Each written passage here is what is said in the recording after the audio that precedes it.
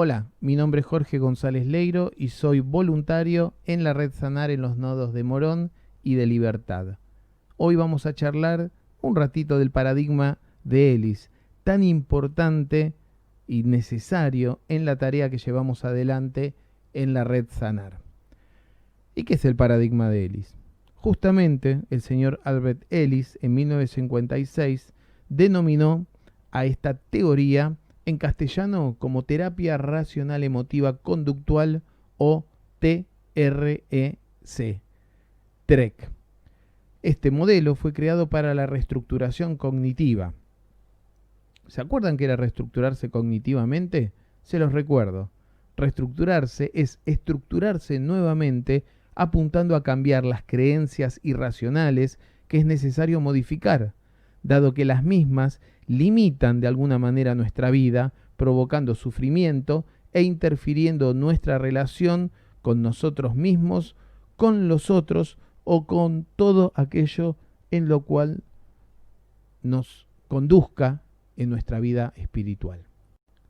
El señor Ellis consideraba que el núcleo de su teoría estaba representado por una frase sencilla atribuida al filósofo estoico Epícteto, y que decía: las personas no se alteran por los hechos, sino por lo que piensan acerca de los hechos.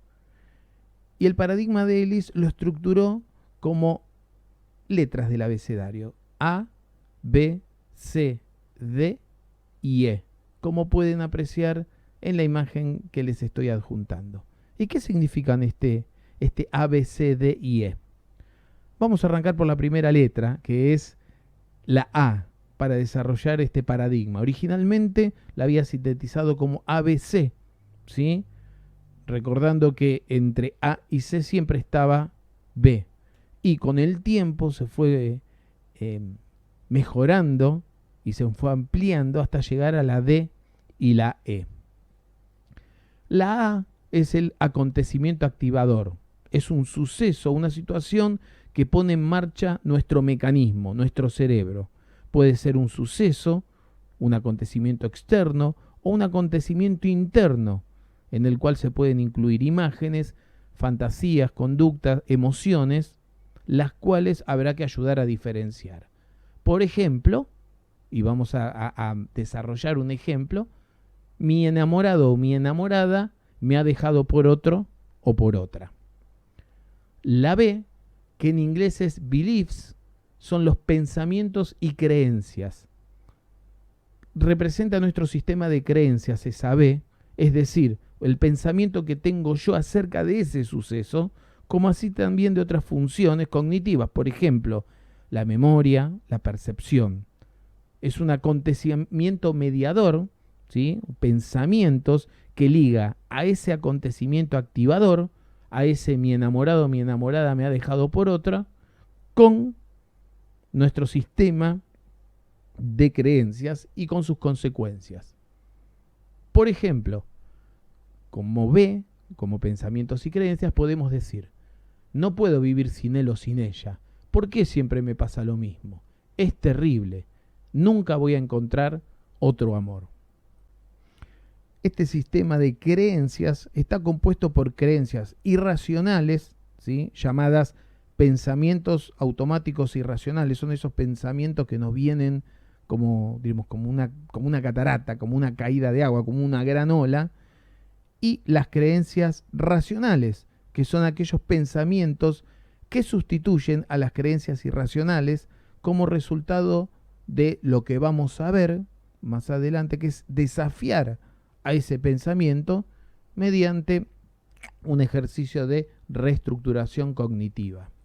Las creencias irracionales se caracterizan, a contrario de las creencias racionales, por carecer de lógica, es decir, que resultan de formas incorrectas de razonamiento o que no son sometidas a los procesos lógicos de pensamientos, no coinciden con la realidad, no están concordantes o de acuerdo con los hechos, ¿sí? Es distinto a lo que estamos observando, y son absolutistas, extremas, expresadas como imperativo en vez de como preferencias o como deseos.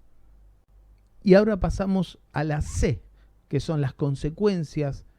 ¿Qué consecuencias? Las consecuencias emocionales y en nuestra conducta que hacen que actuemos de una o de otra manera. ¿Qué son estas consecuencias? Es el estado emocional que resulta de nuestro sistema de creencias. Debemos tener en cuenta que nunca la consecuencia deriva del hecho en sí, es decir, que A nos lleva directamente a C, sino que en el medio, el sistema de creencias B está mediando dentro de esta secuencia lógica que es A, B y C. Por ejemplo, estábamos hablando de que el enamorado o la enamorada lo ha dejado por otro o por otra. ¿Y cuáles serían las consecuencias de pensamientos o creencias distorsionados?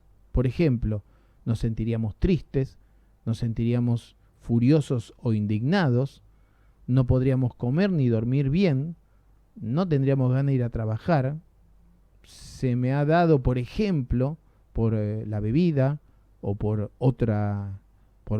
una droga.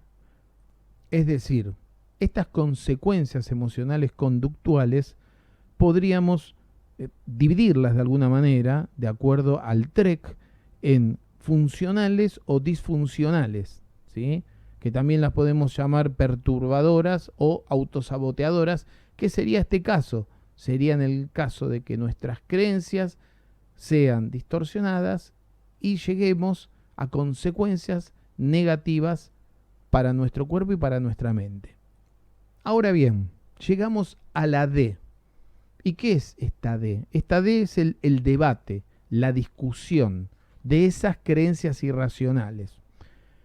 La discusión es utilizada para el proceso de desafiar la lógica o la racionalidad del sistema de creencias irracionales. Aprendemos a cuestionar la autenticidad del sistema de creencias que provoca las consecuencias desagradables mediante un modelo que cuestiona los fundamentos lógicos de las creencias irracionales, la utilización de los pies para el desafío. Y en el caso que estábamos siguiendo, ¿qué sería un debate?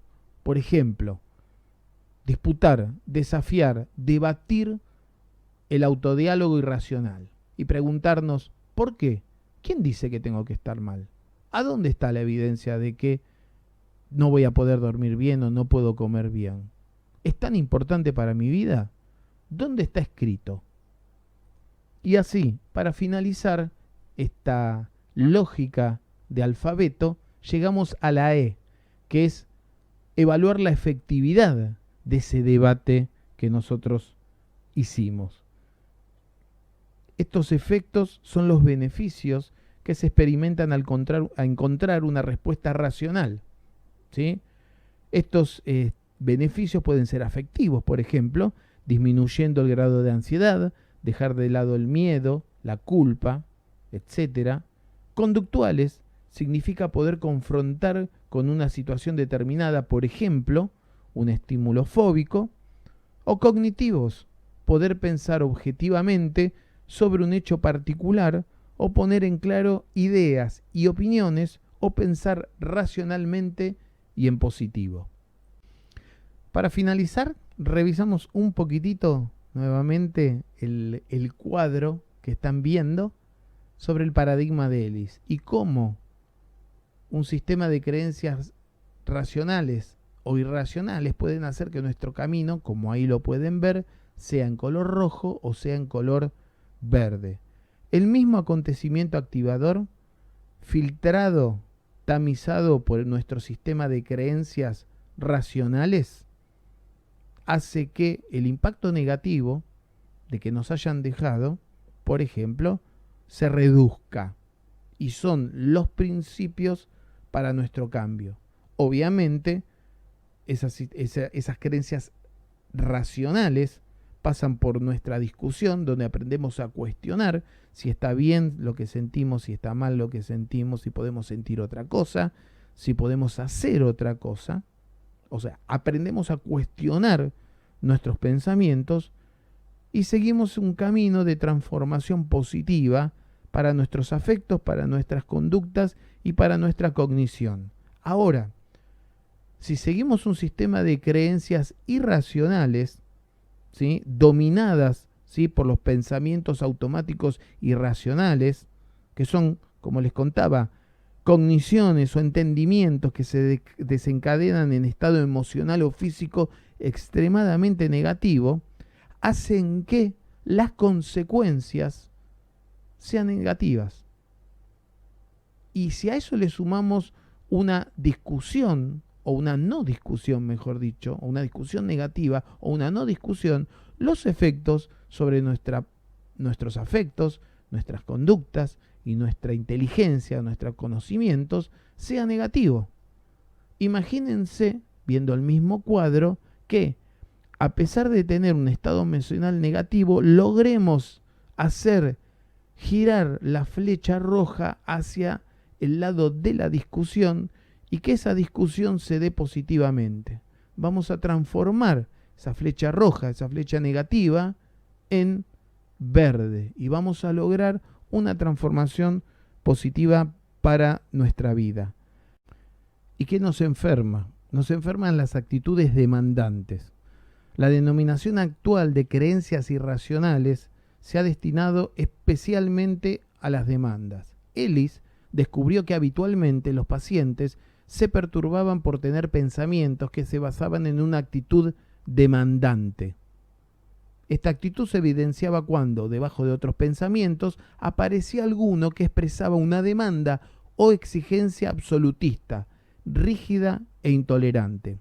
Generalmente estas demandas están expresadas por frases como yo debería, yo necesito, él tiene que, él no debe, y algunos derivados tales como no soporto que, es inadmisible que, u otras que llevan el extremo de insoportable o catastrófico, que las cosas no sean como uno pretende que deben ser.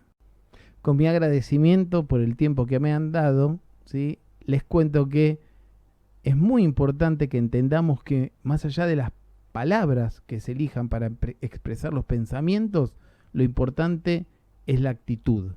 Por eso es más que importante entender que no es lo mismo desear que algo sea de una manera que pretender absolutamente que las cosas sean de esa manera. Muchas gracias, nos vemos pronto.